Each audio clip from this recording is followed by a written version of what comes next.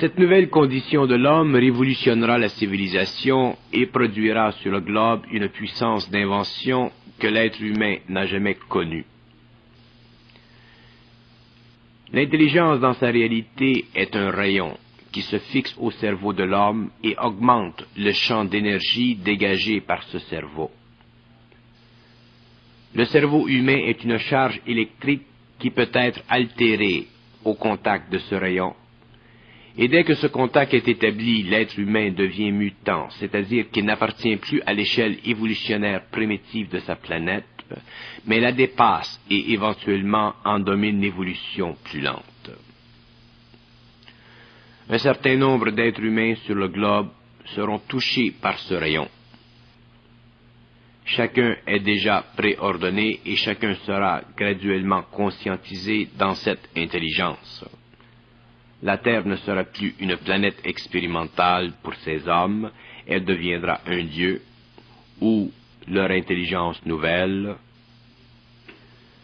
devra s'appliquer pour que se crée sur cette planète une race supérieure, un homme supérieur, non limité par la psychologie de son temps. L'homme découvrira le pouvoir de l'intelligence au fur et à mesure que la Terre et ses populations entreront en conflit inévitable. Et ceci est déjà commencé. La pollution. La pollution de la Terre est l'épuisement de l'intelligence naturelle humaine et l'incapacité chez l'homme de retenir cet épuisement, de l'empêcher. Justement parce qu'il a un besoin très grave d'intelligence supérieure. La pollution de la Terre est le signe majeur de la nécessité que se forme sur cette planète un corps créatif, un cercle nouveau d'individus qui seuls auront le pouvoir de régénérer les forces de la planète à travers les pouvoirs qui leur seront conférés par le rayon de l'intelligence qui se fixera dans leur cerveau. L'intelligence est tellement importante pour l'homme que sa situation actuelle ne peut que se dégrader. Ni l'homme de bonne volonté, ni l'homme spirituel ne peuvent mettre un terme à la mort de la civilisation. Les conflits sont générés à partir de forces trop primitives et trop ignorantes des lois de la vie. La vie terrestre est à son dernier souffle. L'homme ne voit jamais la fin, car il vit d'espoir. Mais il ne réalise pas que l'espoir est un manque d'intelligence. Ce n'est qu'un palliatif de l'ego pour lui permettre de continuer sa course folle vers l'anéantissement de sa civilisation. Les hommes n'ont jamais compris les lois cosmiques de leur planète. Ils ont toujours vécu selon les idées personnelles, philosophiques, les idées primitives de leur civilisation. Des opinions. Ces temps sont révolus. L'homme connaîtra ce qu'il a toujours voulu se refuser de connaître, le pouvoir de l'intelligence. Pouvoir d'intelligence supérieure qui dirige l'évolution sur des plans que seul l'homme conscientisé peut connaître et reconnaître. L'intelligence est régie dans l'univers par des forces que l'on peut qualifier de rayonnantes, et ces forces sont lumière, c'est-à-dire qu'elles sont intelligence et créatives. Lorsque l'homme est suffisamment évolué, il peut être mis en contact avec ces forces, mais dès que le contact est établi, une nouvelle civilisation doit naître des décombres de l'ancien. Voilà comment change et se transforme la vie d'une planète. L'homme doit commencer à pouvoir épouser des idées qui vont plus loin que sa petite psychologie. Il doit pouvoir épouser des idées dont il peut comprendre l'ampleur et la réalité. Il doit pouvoir commencer à contempler de plus vastes panoramas de la réalité planétaire et cosmique.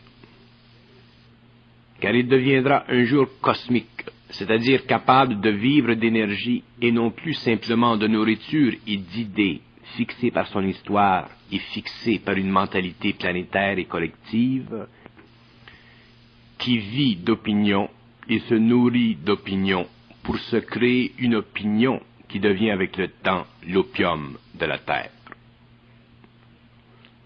L'intelligence en tant que science intérieure des principes de vie à tous les niveaux de la réalité humaine et planétaire ne peut croître qu'avec l'évolution de l'esprit humain et la transformation des champs d'énergie qui constituent sa réalité invisible et subtile. Cette intelligence progressera et traversera toutes les couches de la conscience humaine jusqu'à ce que l'homme puisse l'utiliser pour son bien-être. L'être humain doit traverser le désert avant de trouver l'oasis, et tant que ce trajet ne sera pas accompli, il sera à plusieurs reprises victime des mirages, car sa soif sera grande pour la paix.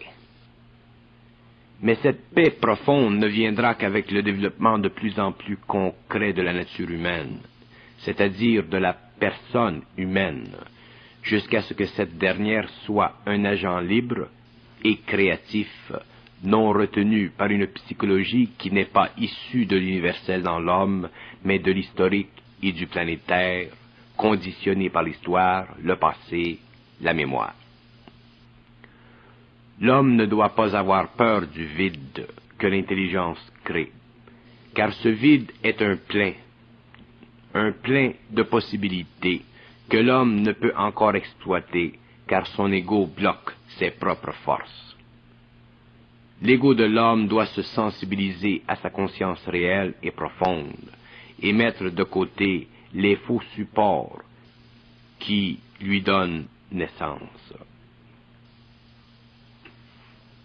La science de l'intelligence permettra à l'homme de réaliser que l'expérience qu'il vit sur le plan matériel est directement en relation avec les événements qui sont préparés pour lui sur le plan parallèle. Et cette réalisation deviendra pour lui de l'intelligence, c'est-à-dire compréhensible, ordonnée, bien coordonnée à sa propre façon. L'ego a tellement été habitué à interpréter la vie selon ses propres modes qu'il est normal que l'intelligence, une fois sa descente commencée, lui fasse réaliser que les événements ont toujours représenté une influence intelligente et que cette intelligence a toujours œuvré derrière le voile. Ajusté à cette intelligence, à cette énergie, l'ego commence alors à devenir plus intelligent et avec le temps commence à l'utiliser sur le plan matériel selon le pouvoir de cette dernière. C'est la science de l'intelligence qui doit dicter à l'homme comment agir, comment construire, car c'est cette science qui est cosmique, universelle, et lie ensemble les hommes. Si nous employons le terme science pour définir la précision de l'intelligence, pour lui donner une caractéristique que nous connaissons ou que nous avons développée, c'est pour faire comprendre à l'homme que demain, son intellect sera transformé, que son esprit sera dans un état autre, ce qui permettra à l'énergie de créer instantanément en lui les rapports qu'elle a de besoin afin que se manifeste sur le plan matériel de l'intelligence, c'est-à-dire une science, c'est-à-dire une intelligence appliquée selon les lois de l'énergie et non selon les lois du corps de désir de l'homme. Nous disons que cette énergie est science parce qu'elle a le pouvoir d'organiser parfaitement l'évolution et qu'elle permet à l'homme de parfaitement structurer son évolution matérielle et à la fois comprendre les lois occultes de la matière et de l'esprit qui doivent à un certain moment se rencontrer afin que l'homme possède sur la matière un pouvoir total et que son esprit puisse être parfaitement harmonisé à l'intelligence afin que la civilisation humaine devienne une civilisation cosmique au lieu d'être simplement une civilisation planétaire. L'évolution sur la Terre de l'intelligence en tant que science et que science en tant qu'intelligence permettra à l'homme, pour la première fois depuis son apparition sur le globe, de construire une civilisation dont les lois seront l'approximation de l'énergie et de l'intelligence, au lieu de réfléchir ou de refléter les dispositifs astraux de la conscience humaine que nous avons connus au cours de l'évolution et qui ont été à la base même de la déchéance humaine et aussi à la base même de la souffrance de l'homme.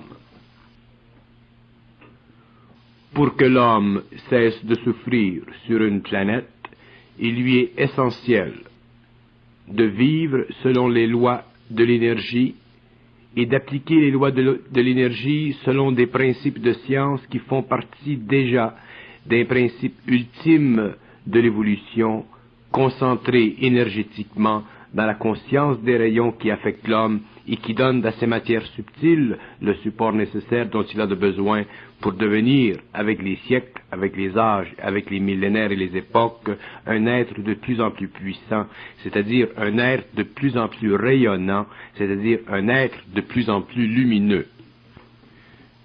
La luminosité de l'homme au cours des âges sera proportionnelle à sa capacité en tant qu'être planétaire de subir, de supporter le choc vibratoire de l'énergie de l'intelligence, de pouvoir vivre selon les lois de cette énergie, afin que la manifestation de cette énergie à travers son cerveau devienne pour lui une science exacte, une science cosmique universelle qui ne peut être diminuée dans son pouvoir, mais qui peut, selon les lois de l'homme et les lois de la galaxie, affecter, s'il y a trouble, s'il y a confusion, la destinée de l'homme et la destinée de sa planète.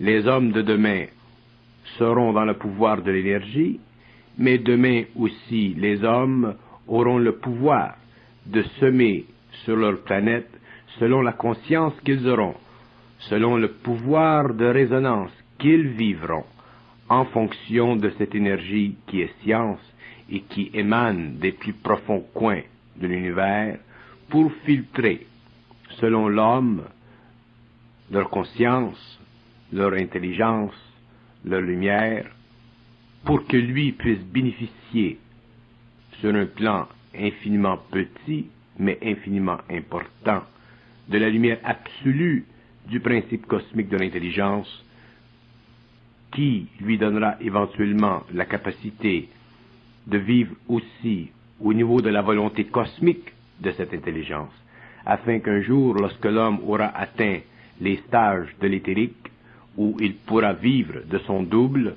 que cet homme puisse connaître les lois de l'amour et se servir de cette énergie cosmique, encore une fois, et travailler à l'évolution pour le bénéfice de l'humanité, pour le bénéfice de l'intelligence, de l'amour et de la volonté, afin que, sur le plan matériel, il existe un équilibre total entre les forces qui composent l'homme et les forces qui peuvent le décomposer s'il n'est pas suffisamment attentif à sa conscience parfaite.